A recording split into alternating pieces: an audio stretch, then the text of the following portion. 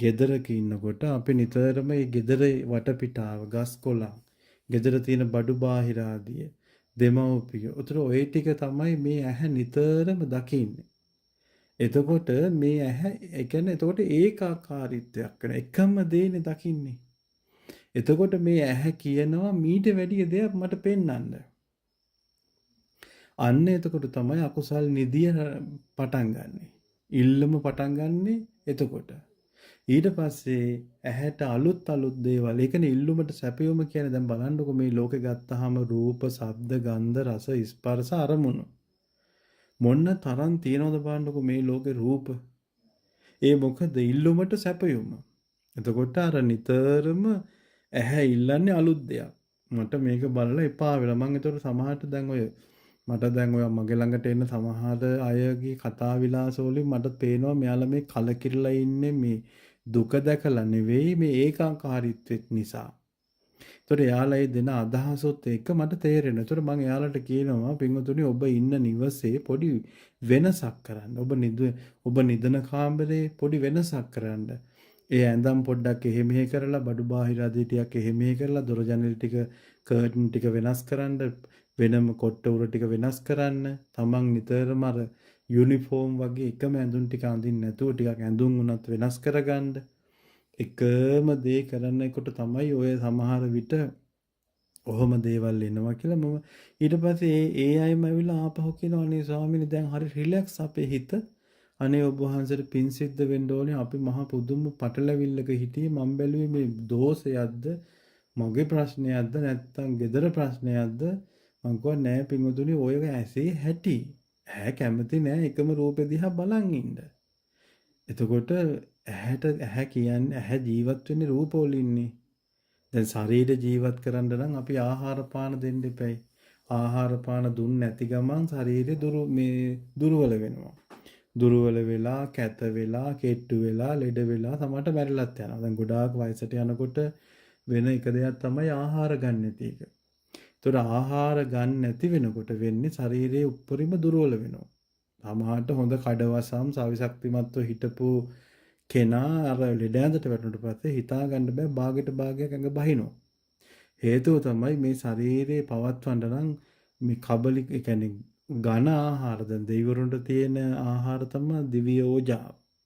දෙවිවරු ඒක තමයි අනුභව කරන්නේ. ඒතර මනුස්ස ලෝකේ මේ හරි ගොරෝසු ආහාර තමයි තියෙන්නේ. ඒතර අපේ ශරීර ගොරෝසුයි. ඒතර දෙවියන්ගේ ශරීර හරි සියුම්. දැන් එදා ඉපදිච්ච දරුවා බලන්නකෝ. එවල ඉපදිච්ච දරුවගේ ඔළුව උනත් අත ගන්නකොට එබෙනවා.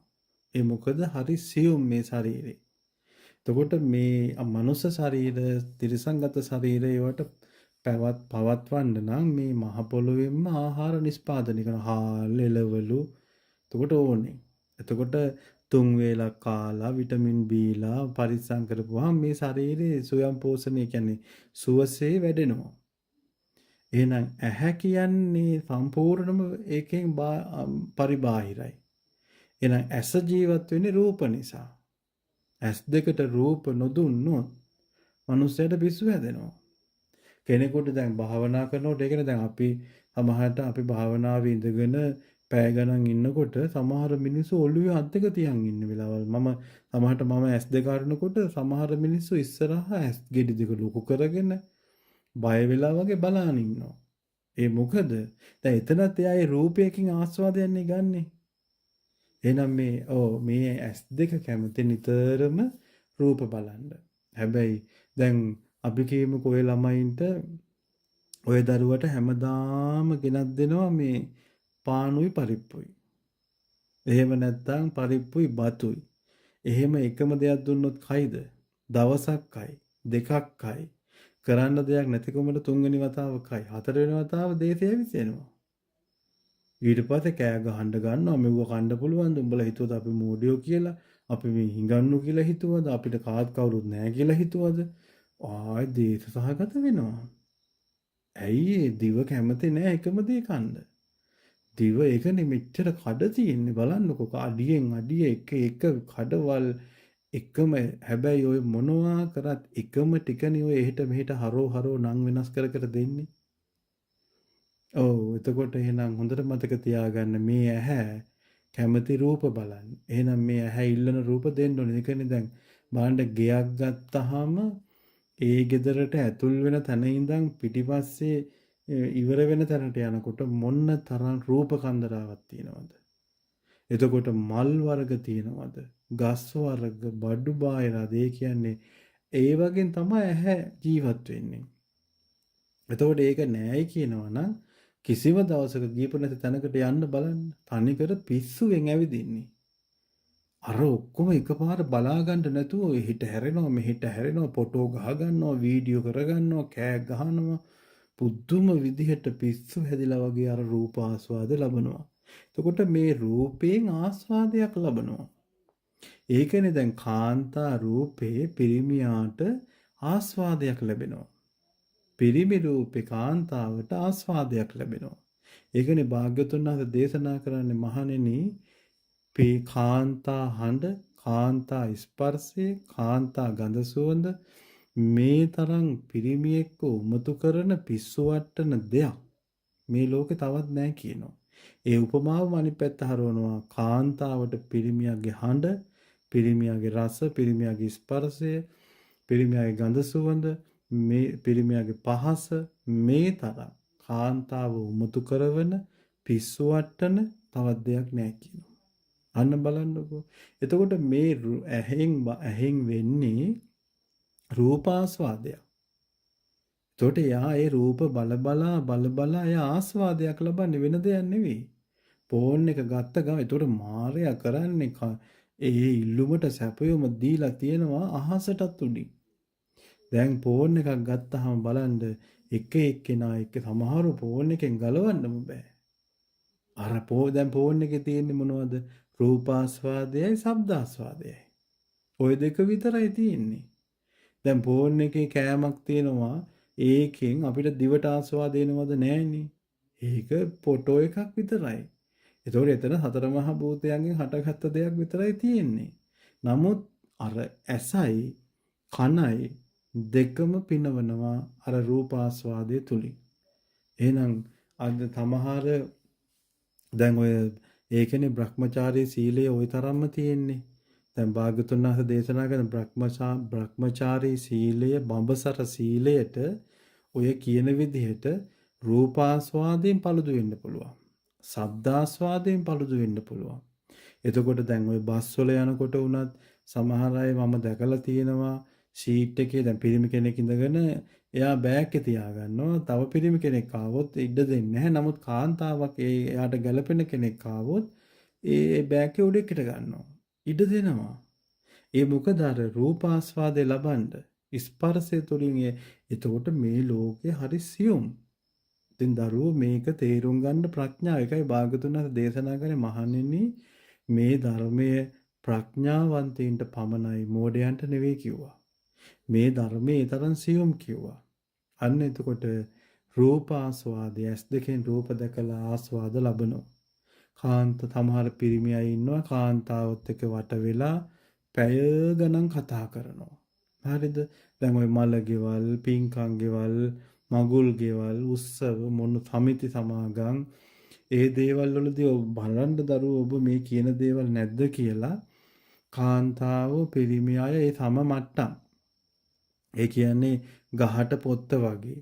එතකොට අර මේ තමන්ට ගැළපෙන මට්ටම් වල අය ගොඩ වෙලා කතා කර ඉන්නවා. ඇති වැඩක් නැහැ. ඒකෙන් තමන්ට යහපතකුත් නැහැ, අනුන්ට යහපතකුත් නැහැ. තමන්ට ලැබිච්ච මනුස්ස ජීවිතයේ දුර්ලභ කාලය විතරයි ගෙවිලා යන්නේ. දැන් මෙහෙම ওই දරුවෝ වගේ මෙහෙම ප්‍රඥාව අවදි කරන දෙයක් කතා කරන්නේ දහම් කතාවක් නැහැ. හැබැයි බාහිර ලෝකෙට පේන්නේ අර කට්ටිය සාකච්ඡාවක්. නමුත් කවුරුත් දන්නේ සියුම් ආකාරයෙන් අර රූපාස්වාදය ලබන්නේ. කාන්තාව පිරිමි රූපේ දැක ආස්වාදය ලබනවා. පිරිමියා කාන්තා රූපේ දැක ආස්වාදය ලබනවා. ඒක මදි නිසා දෙන්නගේ හඬවල් වලිනුත් ආස්වාදය ලබනවා. ඒකයි මේක හරි සියුම් කියන්නේ. ඊළඟට තමයි ස්පර්ශ ආස්වාදය. ඒකයි ඔය බස් වල ප්‍රධාන තැන්වල ඔය ජනගහණී ගැවසෙන තැන්වල එහෙම ඒක වෙනවා. එතකොට ඊට පස්සේ ඒ ආස්වාදයේ ලබලා පසුව මේ හිත නැමැති මායя කරන්නේ ඒ ආස්වාදයේම සිහි කර කර ආයේ තනියම ආස්වාදය ලබනවා. මේක හරි භයානක දෙයක්. එතකොට අපි ඒකයි භාගතුන් වහන්සේ දේශනා කරේ ඇස් ඇත්තේ නමුත් අන්ධයෙක් ලෙස ඉන්න කියලා. එතකොට මේ ඇසේ ස්වභාවය මොකද්ද? රූප බලන එක. රූප බලන එක රූප ඇහි ස්වභාවයම රූප බලන එක. එතකොට රූප පේනකොට වෙන්නේ ඔටෝ ඒකේ ආස්වාදයෙන් සමහර රූප තියෙන ඒකට තව තේරෙන්න කියනවා අපි කියමුකෝ බලුකුණක් තියෙනවා කියලා. ඒ බල්ලා මැරිලා කුණු වෙලා පණුව ගහලා. දැන් ඒක තියෙනවා ඊට පස්සේ ඒකට එහා පැත්තෙන් ඉන්නවා දැන් මේක දකින්නේ කාන්තාවක් කියමුකෝ ගෑන් ළමයි දකින්නවා. මේ පැත්තේ ඉන්නවා ලස්සන පිරිමි ළමයෙක්. එහෙම නැත්නම් ලස්සන රෝස පඳුරක් තියෙනවා. රෝස මල් පිපිලා අතන බලුකුණක් තියෙනවා. මෙයා ඉස්සෙල්ලා බලන්නේ අර රෝස පඳුර. අර රෝස මල් පිපිලා ලස්සනට තියෙනවා. එයාගේ මූණෙන් ඉරියව්ව පේනවා. එයා හරි ප්‍රියජනකයි ඒක. දැක්ක ගමන් ඇස් දෙක දිලිහෙනවා. අර ඇඟ එයාගේ අර ඒ ක්‍රියාවෙන්ම තේරෙනවා එයා හරියට ඒකට මේ ඇලිලා කියලා. වසී වෙලා කියලා.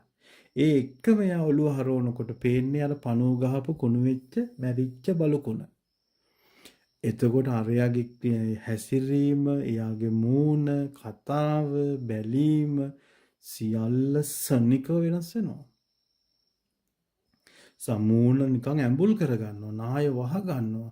එතනින් ගස්සගෙන යන්න හදනවා. අන්න බලන්න රූපය දැන් මෙතන තියෙන රූප දෙකක්නේ. ඔන්න හොඳට තේරුම් ගන්න. ඒ රූප දෙක කියන්නේ ඇලීමයි ගැටීමයි. ඒ ඔය දෙක නැති කරගත්තා නම් දැන් මේ දකුණු පැත්තෙන් බලුකුණ තියෙනවා වම් පැත්තෙන් රෝස පඳුර තියෙනවා. ඒ දෙක මැදින් තමයි මේ කෙනා ඉන්නේ ඇස් දෙකක් තියාගෙන. භාගතුන් වහන්සේ දේශනා කරනවා අර දෙපැත්තේ දෙක ගාව Tamanට ඉන්න පුළුවන් නම් නොසැලී ඇලීමක් නැතුව ගැටීමක් නැතුව රහත් වෙන්න ඕන නම් එහෙම ඉන්න. ඕන්න ඔක තමයි තියෙන්නේ නම් ඒ රූපය දකිනකොට ඒ ආස්වාදයට යන්න හොඳ නැහැ. දැන් ප්‍රියේහි විප්පයෝග දුක්ඛෝ. තමන් ප්‍රියාය තමන්ගේ වෙන් වෙනවා. ඒක දුකක්. අප්‍රියේහි ඒ කියන්නේ අප්‍රියයත් එක්ක එකතු වෙන්න වෙනවා. තමන් කැමති නෑ. ඒ දැන් ඔය කිව්වේ දැන් මේ දේශනාවට මූලික උනේ අර කෙනානේ. එතකොට එයාට කැමති නෑ. නමුත් එයාමයි ළඟට ඉන්නේ. එතකොට මාරයත් බලන්නේ තව කෙනෙක්ගේ කරහා එයා එක්කන් එනවා. යන තැනට එයා එනවා. එහෙම නැත්නම් එයා එක්කන් එනවා. දැන් අර කෙනාට ඒක අප්‍රිය රූපයක්. ඒක ගැටීම් සහිත රූපයක්. ඒක අනතුරු සහිත මේ හැසිරීමක්. එතකොට අරයා කැමති නෑ අර අප්‍රියයි. අන්න අප්‍රිය දේත් එක්ක ජීවත් වෙන්න වෙන එකම දුකයි. ප්‍රිය දේ වෙන් වෙන එකම දුකයි. එතකොට ඒක සංසන්දනය කරගන්නේ දැන් අපි කියමු රූපයක් නම් ඇස් දෙකෙන් තමයි ග්‍රහණය කරගන්නේ. අම්මා තාත්තා කියන්නේ ඇලීමට ඇති රූප තමන් අකමැති කෙනෙක් තමන්ට හානි කරන වද දෙන කෙනෙක් නම් ගැටීමේ රූපේ. ඒතර මේක ග්‍රහණය කරගන්නවා ඇස් දෙකෙන් රූපයයි ඇහැයි දෙකම අන්න හරියටම ගානට මේ බැලන්ස් වෙනකොට අන්න හිතට එනවා සංඥාව. මේ අම්මා මේ තාත්තා මේ අර හතුරා මේ බල්ලෙක් මේ බලුකුණක් මේ රෝසමල ඊට පස්සේ තමාන්ගේ මට්ටම් තම්මැට්ටම් කියලා තමන් කැමති නම් ඇලුනා. තමන් අකමැති නම් ගැටුණා. ගැටෙන වාරයක් පාස රැස් වෙන්නෙත් පව්. ඇලෙන ගානේ රැස් වෙන්නෙත් පව්. දැන් අපි කියමුකෝ දැන් අර ගැටෙන කෙනා අපි ගමු මිනිස්සෙක්. ඒ මිනිස්සයා ප්‍රිය නෑ. හරිද? ප්‍රියමනාප නෑ, ලස්සන නෑ. එතකොට එයාට කැමති නෑ කෙනෙක්. එතකොට හැබැයි එයා සිල්වන්තයි. එයා සිල්වන්ත කෙනෙක්. එතකොට අර ගැටෙන්නේ කායකද? සීලවන්තයෙකුට ගැටෙන්නේ. එතකොට අර සීලවන්තයෙක්ට ගැටෙන වාරයක් ගානේ අර සාමාන්‍ය මිනිසෙකුට ගැටෙනවට වැඩිය පව් පිරෙනවා.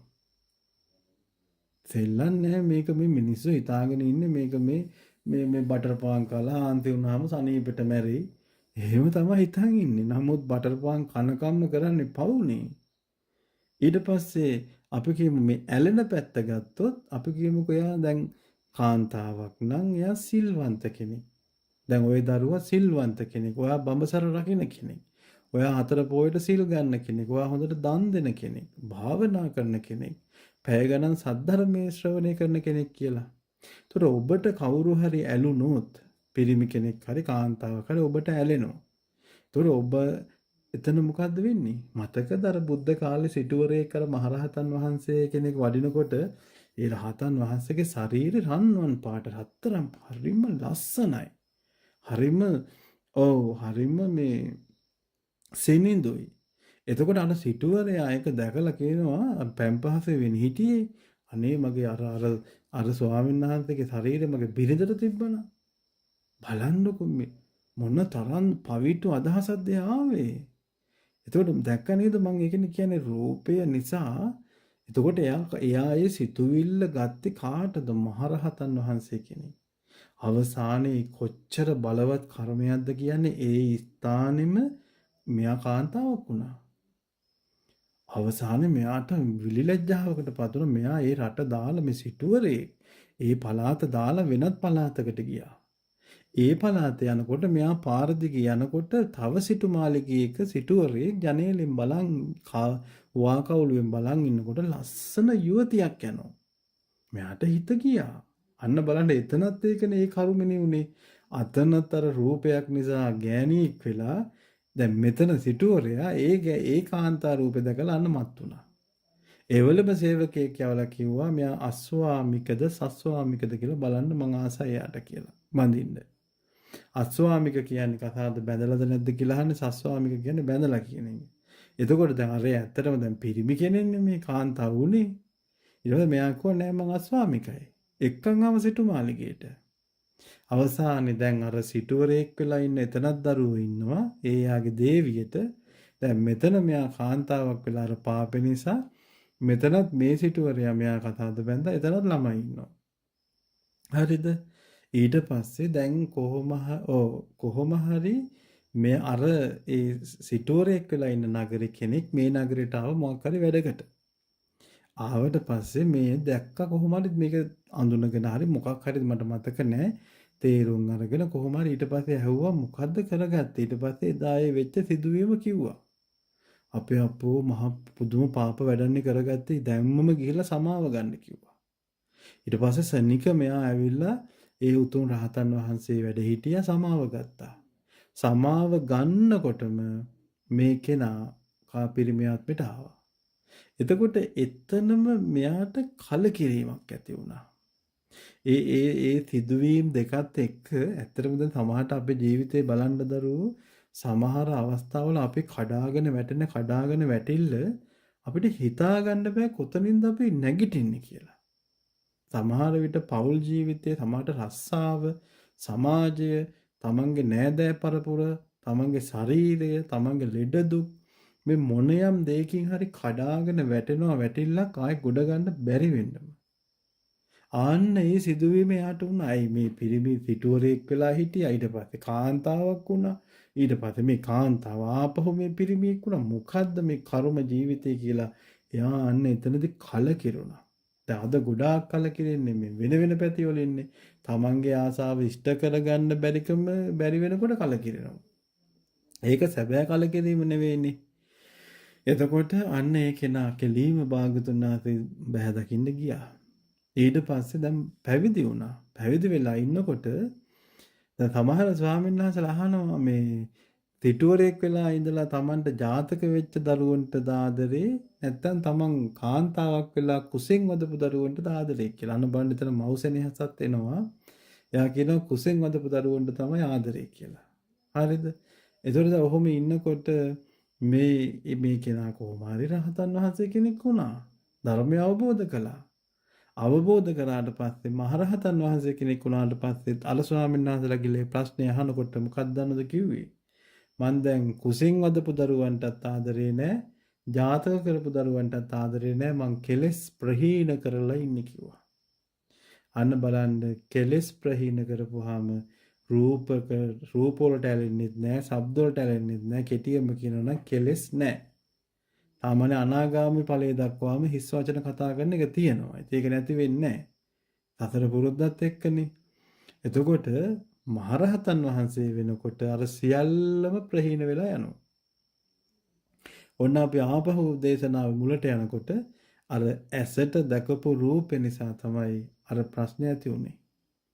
අන්න එහෙනම් බලන්න එදා බුද්ධ කාලේ එහෙමනම් මේ පෞකාර ලෝකේ බලන්නකො පිස්සු හැදිලා වගේ මේ කාන්තාව ටික ඔක්කොම මට නම් ඇත්තටම අනුකම්පාවක් විතරයි එන්නේ. ඔක්කොම අපාගත වෙන්නේ. අද කාන්තාව සේරම පොලිමේම අපාගත වෙනවා මරුණ ගමන් ඒ තරමටම තමන්ගේ ශරීරයේ අද කාන්තාව වෙළඳ භාණ්ඩයක් වෙලා. අද කාන්තාව කියන්නේ වෙළඳ භාණ්ඩයක්. ඒ කියන්නේ සාමාන්‍යයෙන් ඇත්තටම කාන්තා රූපයක් දාලා විකුණන්න බැරි දේවල්. අපි කියමු වාහනයක් හොදන සැම්පෝ එකක් කියලා. දැන් ඒකට කාන්තාවගේ ෆොටෝ එකක් දාන්න ඕනේද? මේ අඩ නිරුවත් වෙලා ඉන්න එක. එතකොට දැන් ওই මැෂින් රෙදි මහන මැෂින් තියෙනවනේ. ඒ මැෂින් කියන්නේ රෙදි මහන මැෂිම. යුකි මැෂින් ඒකට කාන්තා රූපේ අඩ නිරුවත් රූපයක් දාන්න ඕනේද? ඒකට දාන්න පුළුවන් ලස්සනට මහපු ඇඳුමක්. මේක එල්ලලා දානවා මේ මැති මේ මහපුවහම මෙන්න මෙහෙමයි. එතකොට ඉල්ලුමට සැපයුම දෙනවා. මේ ලෝකයේ නිතරම ඒ කියන්නේ බලාගෙන ඉන්නේ කවුද වැඩිපුර දෙයක් හොයන්නේ. ඒ හොයන දේ මෙයා නිෂ්පාදනය කරලා දෙනවා. බිස්කට් කන්න කැමති කවුද? දැන් කන්න කැමති ඔක්කොම. හදනවා එකම දේ පාන් පිටි සීනි වතුරයි කරක වස දදා නම වෙනස් කරලා දෙනවා. කම්පැනි වෙනස් කරලා දෙනවා ඉල්ලුමට සැපයුම. එතකොට දරුවෝ ඔන්න එහෙනම් ඇහැ කියන්නේ දැන් තේරුම් ගත්තනේ ඇහැ කියන්නේ රූප ලෝකයක්. එතකොට ඇහැ ජීවත් වෙන්නේ රූප ලෝකයේ තුල නැතුව මේ බත් පිගාන නෙවෙයි. බත් පිගාන කියන්නේ රූප ලෝකයක්. ඒ යා කැමති ඒකේ සුදු බත් වලට කෙනෙක් කැමති, තව කෙනෙක් රතු බත් වලට කැමති, තව කෙනෙක් පරිප්පු කියන රූපෙට කැමති, තව කෙනෙක් මැල්ලුම් කියන රූපෙට කැමති, තව කෙනෙක් මේ සලාද කියන රූපෙට කැමති. 10 දෙනෙක් ගත්තාම 10 දෙනා කන්න කැමති 10 ආකාරයකට. ඇහෙන් ඉස්සලා කන්නේ ඇහෙන්. දැන් බත් එකක් කන දැන් කෑම එකක් කන්නේ ඉස්සලා මොකෙන්ද? ඇහෙන් කන්නේ. කාන්තාවක් ඉස්සලා ඒ කියන්නේ ඒ හැම දෙයකම උපමාව ගන්න. කාන්තාව ඉස්සලාම පිරිමි රූපය ඇහෙන් කන්නේ. පිරිමි කෙනා කාන්තා රූපය ඇහෙන් කන්නේ. දරුවෙක් වුණත් එහෙමයි. එතකොට ඇහැ ජීවත් වෙන්නේ රූපත් එක්ක. දැන් ඔය උපමාවම විග්‍රහ කරගන්න ඕනේ කන් දෙකට. කන් දෙකට රූප පෙන්නලා හරියනවද? කන් දෙකට රූප පෙන්නලා හරියන්නේ නැහැ. කන් දෙකට කඩේ ගිහිල්ලා රසවත් ෆ්‍රයිඩ් රයිස් එකක් ගෙනලා කන් දෙකට දානවා. හරියයිද? කන්නට ගානක්වත් නැහැ. කන කියන්නේ මට ඕවා එපා මට දියන් සද්ද. මං ආස කරන ශබ්ද දියන් මට. මම දැන් පිරිමියෙක් නම් කියන්නේ මට කාන්තා මම අවුරුදු ඒ පිරිමි කෙනා අවුරුදු අපි කියමුකෝ අවුරුදු 10 ඉඳලා අවුරුදු 50 දක්වා කියලා. ඒ වයස් මට්ටමේ අනුව එයාට ශබ්ද ඕනේ. කාන්තාවත් එහෙමයි. ඒතර කන කියනවා මට මියුසික් දියන්. මට සංගීතය ඕනේ. මට කාන්තාව කතා කර සමහරව කියන්නේ අනේ මට කටහඬ අහන්න නැතුව ඉන්න බෑ පිස්සු වගේ. මට එක වචනයක් හරි කතා කරන්න මට හිත සනස ගන්න. ඒ කියන්නේ මොකද්ද? කන ජීවත් කරන්න නම් ඔය හඬ දෙන්න කියලා කියන්නේ. එහෙනම් කන් දෙක ජීවත් වෙන්නේ දරුවෝ හඬ නිසා. එතකොට දිව ඊළඟට දිව. දැන් දිවට හඬ දෙනවා. ලොකු බපල් දෙකක් හයියෙන් දාලා දිව දික් කරගෙන ඉන්නවා. දිවට ගානක්වත් තියනවද? දිවට සද්ද වැඩක් නැහැ. දිව ඉල්ලන්නේ මට රස ඕනේ. මට රස මිහිර දියා මට ජීවත් වෙන්න. දැන් උදේ ඉඳලා දැන් අපි කියමුකෝ ලේක පරික්ෂා කරන්න ඕනේ. දොස්තර මහත්තයා කියනවා උදේ 6 ඉඳන් හවස 6 වෙනකන් කන්න එපා වතුර එකක්වත් බොන්න එපා කියලා. මොලේ නැති කෙනා ප්‍රඥාව නැති කෙනා ඉවසීම නැති කෙනෙක් නම් පිස්සන් කොටුවෙන් නතර වෙන්නේ. ඉන්න බෑ පැය 12ක් දිවට මුකුත් දෙන්නේ නැතුව. දැන් අපිට දවසක් කන්න දුන්නේ නැත්නම් ඊළඟ දවසේ අපිට නැගිටින්න පණ නැහැනේ. අපිට කලන්තෙනේ. අපිට මහ බුදුම කඩාවැටීමක් නේ කඩාවැටෙන්නේ එක 3 වේලක් කෑවේ නැත්තම්. ඒකනේ අද ගොඩක් මහාන වෙන්න කැමති නෑ. හරිද? මිනිස්සු සිල් ගන්න කැමති නෑ. ඕක නිසා තමයි රැට මේ කාලා බුදියන එක. ඒක නැති වුණොත් බෑ. මිනිස්සු හිතන් ඉන්නේ ඒක නැති වුණොත් මැරෙයි කියලා. අන්න බලන්න එහෙනම් දිවට රූප හරියන්නේත් නෑ, ශබ්ද හරියන්නේත් නෑ, පහස හරියන්නේත් නෑ. දිවට ඕනේ රසය. දිව ජීවත් කරන්නේ රසය අවුරුදු 60ක්. ඊළඟට ශරීරය. ශරීරයට රූප පෙන්නනවා. රූප හරියන්නේ නැහැ. ශබ්ද හරියන්නේත් නැහැ. රස හරියන්නේත් නැහැ. ශරීරය කියන්නේ මේ අත් කැලි දෙකයි කකුල් කැලි දෙකයි මේ බඩවැල් ටික මේ ටිකනේ. මෙයා කියන්නේම මට පහස දියන්, රස්නේ දියන්, සීතල දියන් මට පහස ඕනේ. මට ওই රූප වලින් ඇති වැඩක් නැහැ. අන්න බලන්න ශරීරය ඉල්ලන්නේ පහස. ඊළඟට තමයි හිත. දැන් හිතට ලොකු බත් පිගානක් ගෙනල්ලා කවන්න හදනවා. ලොකු කියන්නේ රූප ගොඩාක් පෙන්වන්න හදනවා. දැන් හිත කියන්නේ මට ওই රූප වලින් වැඩක් නැහැ. රූප වලින් වැඩක් තියෙනවා රූපේ ඇහෙන් දැකලා හිතට සංඥාව දුන්නොත් නම් අන්න හරි. එහෙනම් හිත ඉල්ලන්නේ කොයි වෙලාවෙ දුක් වේහන්. කල්පනා කරපන්. කල්පනා කරපන් කරන්න බැරි වැඩම හිතපන්. බොරු කියලා සත්තු මරන්න පව් වැඩ කරන්න හිතපන්. දැන් ඔන්න ඇඳේ ගිහලා නේද ඇඟට අමාරුයි මට හරි වෙහෙසයි මන් ටිකක් නිදා ගන්නවා කියලා ගිහපු මිනිස්සයා පැයකින් ගිහිල්ලා බලනකොටත් එහෙට හැරෙනවා මෙහෙට හැරෙනවා. ඊට පස්සේ හොයලා බලනකොට ගියක් හදලා. ගේ තට්ටු දෙකට හදනකොට මේ ස්ලැබ් එක දාලා වහලෙක මේ ස්ලැබ් එකක් දාලා උඩ තට්ටුව හදනකොට ගහක් කඩාන වැටිලා. ගහ කඩාන වැටලා වහලෙත් කැඩිලා ස්ලැබ් එකක් දෙකට කැඩිලා ගේ සම්පූර්ණ සමතලා වෙලා අවසානයේ මේ මිනිහත් ගහට යට වෙලා මැරිලා. දුවගෙන යනකොට මේ එකපාරට සද්දයක් ආවමට මං බැලුවා බලනකොට මහා ගහක් කඩන් එනවා. මම දුවනකොට මට දුව ගන්න බැරි වුණා. කකුල පැටලලා වැටුණා. ගහ වැටුණා වහලෙට. වහලේ කඩන ස්ලැබ් එකට වැටුණා. ස්ලැබ් එක කඩගෙන බිමට වැටුණා. ගහ වැටුනේ මගේ ඇඟට. දැන් මෙයා ඉන්නේ ඇඳ උඩ. ඇඳට ආවේ මොකටද?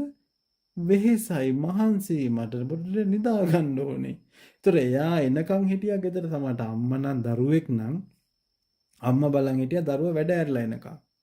තාත්තා බලන් හිටියා දරුවා වැඩ ඇරලා ආවට පස්සේ කඩේට යවන්න. ස්වාමියා බලන් හිටියා බිරිඳ එනකන්. බිරිඳ බලන් හිටියා ස්වාමියා වැඩ ඇරලා එන්නේ කොයි වෙලේද කියලා.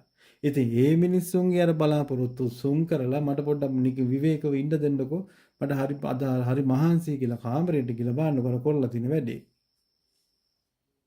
ඕන්න බලන්න. එතකොට හිත ජීවත් වෙන්නේ දරුවෝ ඔන්න ඕකෙන්. එතකොට ගයක් හදලත් නැහැ. ගහක් කඩා වැටලත් නැහැ. ගහකට යට වෙලත් නැහැ. සමහරු අත ගාලත් බලනවා කකුල් තියෙනවද අත තියෙනවද? සමහරු කණ්ණාඩි දෙක දාගෙන කණ්ණාඩි දෙක හොයනවා. සමහරු ෆෝන් එක අතේ තියාන ෆෝන් එක හොයනවා. සමහරු පර්ස් එක අතේ තියාන පර්ස් එක හොයනවා. සමහරු ළඟ ඉන්න කෙනා ඉද්දි අහනවා මේ අරය නැද්ද කියලා. ඒතකොට ළඟ ඉන්නවා. බලන්න මොන තරම් මනෝ විකාරද කියලා මේ හිත. අන්න එනම් හිත ජීවත් වෙන්නේ දරුවෝ සිතුවිලි නිසා. එතකොට ඔය හිත තමයි බලවත් හැම පැත්තටම. දැන් S2කට රූපයක් දැක්කාම අපි කියමුකෝ S2කට දැක්ක රූපයක්.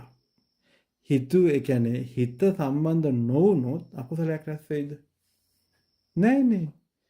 අන්න බලන්න රූපේ ඇහැයි ඒ දෙක ගානට සම්බන්ධ වුණාම තමයි අකුසලේ රැස් කරලා දෙන. ඒකනේ භාගතුන් වහන්සේ දේශනා කළේ චේතනාහම් භික්කවේ කම්මං වදාමි. චේතනාවයි බලවත්. එතකොට ඔන්න ඕක තමයි එහෙනම් ඇහැ ජීවත් වෙන්නේ රූප නිසා, කන ජීවත් වෙන්නේ ශබ්ද නිසා, දිව ජීවත් වෙන්නේ රස නිසා, කය ජීවත් වෙන්නේ පහස නිසා, හිත ජීවත් වෙන්නේ අරමුණු නිසා. එතකොට මෙන්න මේක අපි තේරුම් ගන්න ඕනේ. එතකොට මේක දැන් එතකොට මෙන්න මේ ටිකට තමයි අර පංචකාමයේ මේ බන්ධන පහ සෙට් වෙන්නේ. අන්න බලන්න අම්මයි තාත්තයි බිරිඳයි සැමියයි දරුවෝයි ඥාතියෝයි දීපලයි. එතකොට ඔය ටික හරහා තමයි මේ ඇහැ වැඩි හරියක් දුවන්නේ. කෝ මගේ අම්මා හිටියා නෑනේ. කෝ මගේ බිරිඳ හිටියා නෑනේ. කෝ සැමියා හිටියා නෑනේ. පොඩ්ඩක් නැත්තම් බලනවා කෝල් කරලා බලනවා ෆෝන් එක ඉස්සුවේ නැත්තම් මෙහෙ දත් මිටි කනවා. සමහරට ෆෝන් එක උස්සන්න විදියක් නෑ. ඒ මනුස්සයා කලන්තයක් දාලා වැටිලා. දැන් මේ ගෙදර ඉන්න කෙනා ඊට වැඩි කලන්තයක් දාගෙන ගිනි අරගෙන නැති ප්‍රශ්න ගොඩක් බදාගෙන ඉන්නවා. අර මනුස්සයාට ෆෝන් එක උස්ස ගන්න විදිහක් නෑ. ඒ මනුස්සයා අසනීප වෙලා. ආන් බලන්න බන්ධනී හැටි. අර හඬ නැත්තම්, ඒ රූපේ නැත්තම්, ඒ පහස නැත්තම්, ඒ අරමුණු නැත්තම්, ඒ රස නැත්තම් ආයිති මිනි මරනවා. පුදුම වැඩක්. ඒකනේ මේ මෙච්චර මේ පෞල් ජීවිත ආරවුල් වෙන්නේ, මෙච්චර මේ දික්කසාද නඩු වැටෙන්නේ. ඇයි මේ අර රූප, ශබ්ද, ගන්ධ, රස, ස්පර්ශ අරමුණු මේකට වසි වෙලා ඉන්නේ. මේකේ විභාගතුන දේශනා කරන එකයි මේකෙන් ගොඩ ගන්න හරි අමාරුයි.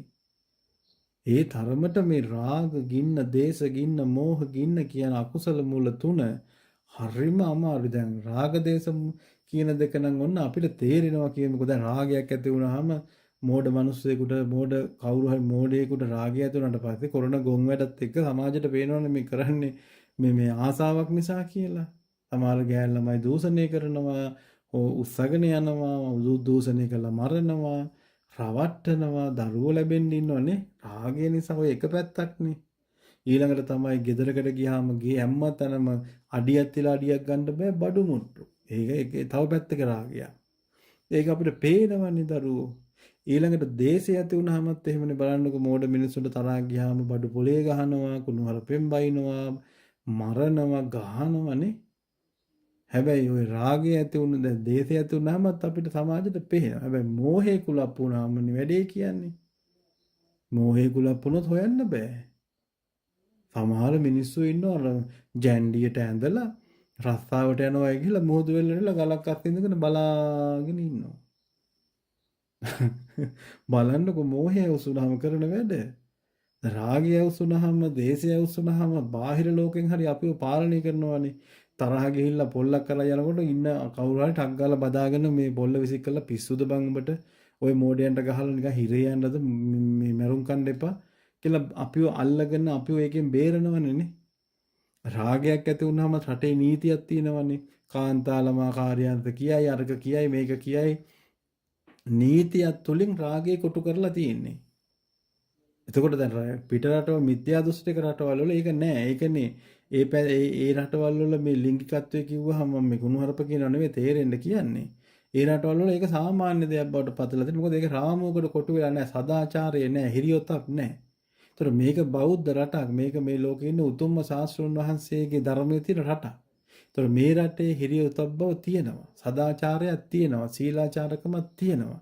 හැබැයි මේ පව්කාරයොත් අර පව්කාර රටවල් වලට ගිහිලා ඒ පව්කාර දේවල් ගනනලා මේකෙත් දාගෙන දැන් ඉතින් ඔක්කොම පව්කාරයෝ.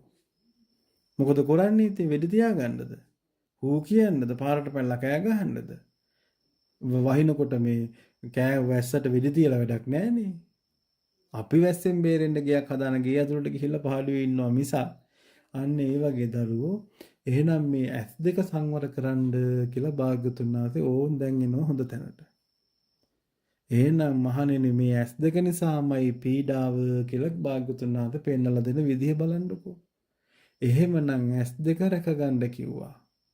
එහෙනම් S පෙනුනත් අන්ධයෙක් වගේ ඉන්න කිව්වා. මේ ලෝකේ පේන දේවල් අස්සේ දුවන්න ගියොත් එහෙම පිස්සන් කොටුවේ නතර වෙන්නේ. එහෙම නැත්නම් ගුටි කාලා මැරෙන්න වෙනවා, අතපය කඩා ගන්න වෙනවා. බලන්න ගොඩාක් නැද්ද කියලා. එහෙනම් ඇස සංවර කරගත්තාම හරි.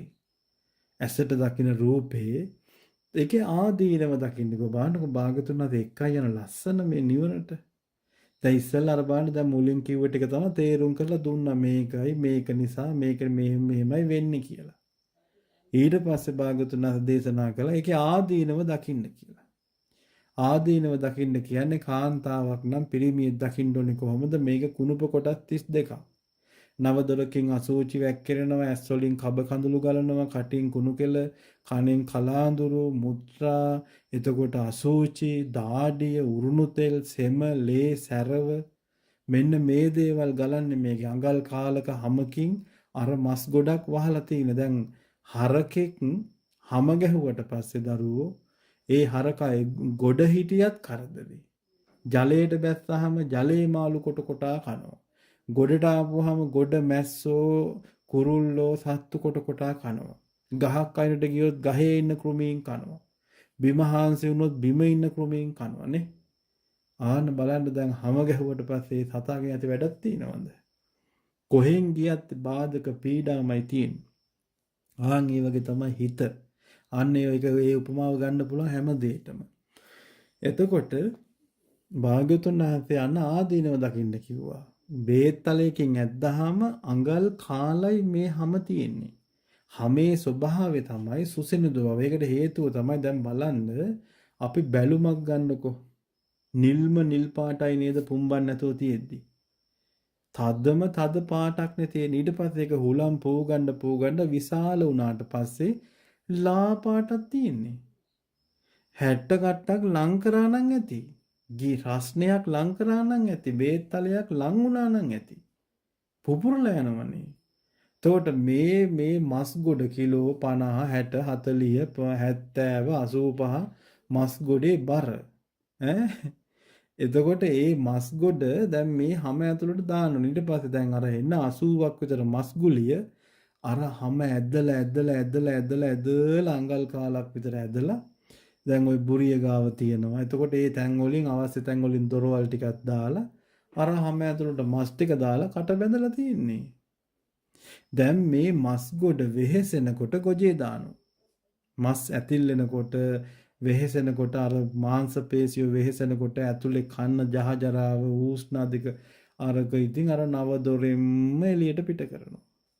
හිතන්නකො මේ නව දොරෙන් එළියට පිට කරන දෙයක් ආපහු අපේ අනේ මගේ මේ කෙල ටික කියලා අල්ලට අරන් ආයේ කටේ දා ගන්න පුළුවන්ද?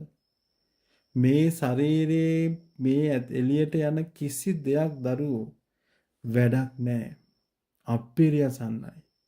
එතකොට ඇයි මම මේ වගේ රූපයකට ඇලෙන්නේ කියලා අන්න භාග්‍යතුන් වහන්සේ තමන්ගෙන් අහන්න කිව්වා. ඇයි මම මේ වගේ කුණු ගොඩකට මේ වගේ අල්ප දෙයකට මේ වගේ වැඩක් නැති දෙයකට මං ඇයි මේ මෙරි ඉපදෙන්නේ කියලා භාග්‍යතුන් වහන්සේ හිතත් එක්ක කතා කරන්න කිව්වා. අන්න බලන්න අර ආදීනව දකිනකොට හිතේ තියෙන රාගය බැස යනවා. අන්න බලන්න. එතකොට ඒ බැස ගියාට අපි දැන් කාමරේට නිදාගන්න ඇවිල්ලා ලයිට් එක නිමලා නිදාගත්තට ආය අපිට ලයිට් එක දාන්න උනොත් දානවද නැද්ද? දානවා. එහෙම නැත්නම් ටෝච් එකක් හරි ළඟ තියන් ඉන්නවනේ. අර අසුබය මෙනෙහි කරගෙන ප්‍රඥාවන්තයා ඉදිරියට ගියාට ආය ඇතුළේ ඉන්නවා. ආය ඇවිස්සෙනවා. දැන් මේ රූප රාගය ඒක පාලනය කරනකොට අන ශබ්ද රාගයට යනවා. ශබ්ද රාගය පාලනය කරනකොට අන ගන්ධ රාගය ගඳ සුවඳට යනවා. ගඳ සුවඳත් පාලනය කරගන්නට අන රසයට යනවා. රසයත් පාලනය කරනකොට අන ස්පර්ශයට යනවා. සමහර දැන් බලන්න ඔය සුනකාත්මේ කාලයකට බලන්න ඒ අය මේ පොලිමේ යනවනේ කන්නෙත් නෑ වතුර බොන්නෙත් නෑ නිදාගන්නෙත් නෑ අන්න බලන්නකො ඒ රූප ආස්වාදයේ යාලක ඒ බලන්න මේ සසරේ හැටි වැරදිකාම සේවනයේ යෙදුනා මනුස්ස ජීවිතේ ඒකේ ඵල විපාකයක් වශයෙන් සුනකාත්මේ ඉපදිලා ඒ සුනකාත්මේ විඳින්න දෙන දුක බලන්න දෙනෝ 1000 මිනිස්සු කොච්චර ගරහනවද ආන්න බලන්න එතකොට මේක තමයි. එතකොට භාගතුන් හද දේශනා කරා එහෙනම් මේකේ ආදීනව දකින්න. දැන් අපි සාමාන්‍යයෙන් රූපයකට රැවටෙනවා නම් ඒ කියන්නේ කාමාශාව වැඩි නම් අන්න අපිට දුන්න භාගතුන් වහන්සේ බෙහෙත් පෙත්තා. අසුබ භාවනාව. ඇස් දෙක පියාගෙන යා මෙනෙහි කරනවා මේ ශරීරයේ කොටස් තමා තුලින් දකින්න ඕනේ. අනුන් තුලින් දකින්න ගියොත් ගැටුමක් ඇති වෙනවා. ඉස්සර තමාගේ මේ කුණුප කොටස් 32 කේසා ලෝමා නකා දන්තා තචෝ මන්සං නහාරු අට්ටි ඒ කියන්නේ කෙස් ලොම් නිය දත් බඩවැල් අක්මාව පෙනහලු බඩදිව ලේ සැරව මල මුත්‍රා අසූචි මේ මෙනෙහි කරන්න කිව්වා. ඒකනේ දැන් අර F2 පියාගෙන ඇත්තට මේක මෙනෙහි කරනවා නම් කේසා ලෝමා නකා දන්තා තචෝ ඒ විදිහට ඇස් පියාගෙන මෙනේ කේසා කියනකොට කෙස් ගැන හිතන්න ඕනේ. කෙස් ඇවිල්ලා දුර්ගන්ධයක්. ඒක දුර්වර්ණයි. ඒක පොළොවට පස් වෙලා යනවා. ඒතර මේකටද මම මේ ඇලෙන්නේ කියලා අන්න යා නිතර මෙනෙහි කරනවා. එතකොට අනේ ඔයාගේ කොණ්ඩේ හරි ලස්සනයි අනේ කියපු කෙනා ඊළඟට යථාර්ථය දැනගත්තට පස්සේ යා කොණ්ඩේට ඇලෙනවද? කොණ්ඩේට ඇලෙන්නේ නැහැ. අන්න එහෙනම් බාහිර රූපේ ආදීනව දකිනකොට බාහිර රූපෙට ඇලෙන්නේ නැහැ. ඔන්නෝම තමයි රාගය දුරු කරගන්න. ඒක දේශය දුරු කරගන්න ඕනේ. ඉතින් මේක මේ ලේසි නෑ ඉතින්. අර කඩේට ගිහිල්ලා මේසේ ඉඳගෙන අපිට මේ බුරියානි එකක් ගේන්න කියලා හායි හුයි ගාලා බුරියානි එක කනවා වගේ ලේසි නෑ දරුවෝ මේක අවබෝධ කරගන්න. මේක මහා ප්‍රඥාවක් තියෙන්න ඕනේ. ඒ නිසා තමයි මගේ භාග්‍යතුන් වහන්සේ 84000ක් ධර්මස්කන්ධය දේශනා කරලා තියෙන්නේ හැම ආකාරයකින්ම. ඒතොර ඒක අපි තේරුම් අරගෙන මෙන්න මේ විදිහට දැන් මේ දේශනාව ඕනනම් තව පැය ගාණක් පැය 10ක් 12ක් වුණත් විග්‍රහ කරන්න පුළුවන්. නමුත් කාල වේලාව අනුව අපි තව ඒ තියෙන පරිසරෙත් එක්ක ඉතින් අපිට එහෙම දිගටම කරගන්න අවස්ථාවක් නැහැ. කියන්නේ මේ බාහිර ලෝකේ. ඉතින් ඒ නිසා ඕන් ඔය ටික අපි නිතර මෙනෙහි කරගන්නකොට අපිට ඇත්තටම මේ බාහිර ලෝකේ අපි අල්ලපු දෙයක්වත් නැහැ. අල්ලගන්න දෙයක්වත් නැහැ. අල්ලපු දෙයකින් අපිට සැනසීමක් ලැබිලා නැහැ. අල්ලන්න හිතාගෙන ඉන්නව නම් දෙයක් එතනත් ඕකම තමයි. ඉතින් ඒ නිසා නේ අපිට මේ ගෞතම බුද්ධ ශාසනය වෙන්න මේ අනිත්‍ය වූ දේ මේ යථාර්ථයම අවබෝධ කරගෙන මේ ගෞතම සම්බුද්ධ ශාසනය තුල අමා මහ නිවනින්ම සැනසෙන්න ලැබේවා කියලා මේ උතුම් 15ක පොහොය දවසේ අදිෂ්ඨාන කරගමු. මේ උතුම් කුසල කර්මයානුභාවයෙන් ওই දරුවන්ටත් මටත් අනේ මේ දුක්ඛිත සංසාර ගමනම අවබෝධ කරගෙන අමා මහ නිවනින් සැනසෙනවා වගේම තුන් ලෝකයේ සියලු සත්වයන්ට මේ උතුම් ධර්ම දේශනාව ඒකාන්තයෙන්ම අමෘතයක් වේවා කියලා අදිෂ්ඨාන කරගමු.